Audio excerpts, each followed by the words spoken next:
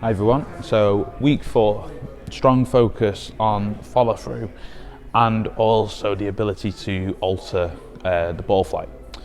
So let's talk a little bit about how we get from our good setup position, backswing, into an impact position. How are we going to now get all the way back around to that finish position?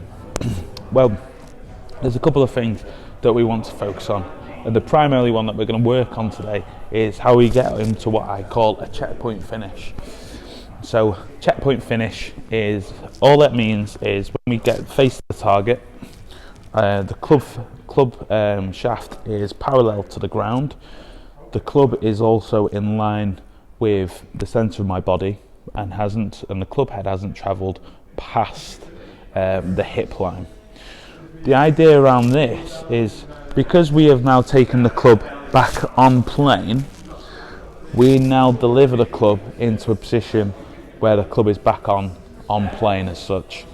What I like about this as well, it gives us a nice reference to speed and how we can generate different speeds without having to change length of swing too much.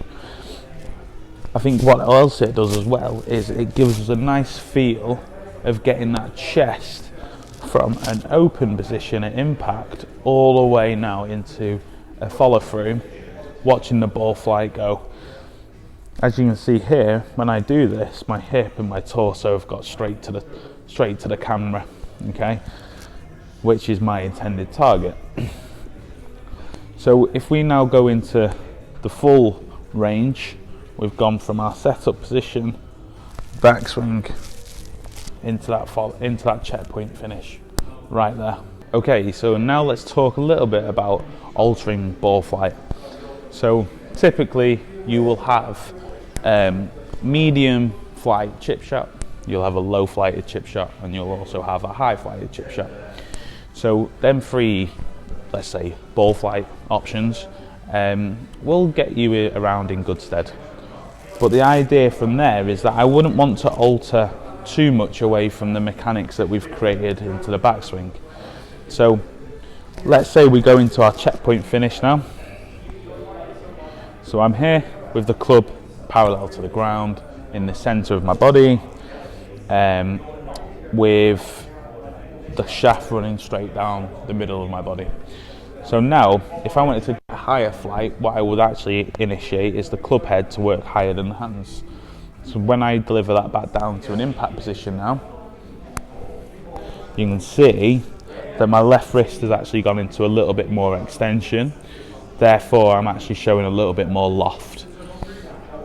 If I now go into a follow through position and move the club head down to the ground, I've actually now added a little bit of shaft lean, just like so. Okay. So what I've done there subtly is just change shaft angle relative to where my finish position is, which I find is the most easiest way to change ball flights. So now let's talk a little bit about what else we can do. So if we talk about manipulation of one club and one club only, well, it goes back to the shaft lean before that we suggested. We can add shaft lean, we can take shaft lean off. So therefore that means that my loft can change, and we can do that in setup. Another way that we can adapt ball flights is through the use of different ball positions. So moving ball position more forward towards our lead foot will encourage a higher flight, and moving ball position further back will encourage a lower flight.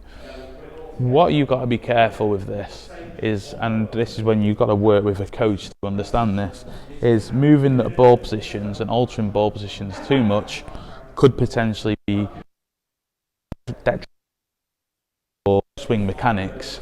Okay, and swing mechanics can be very personal to you. So I'd just be wary of moving ball positions without some guidance. Okay, so there's week 4. If you need any advice, please feel free to reach out. Week 5, we'll be talking a little bit about strategy.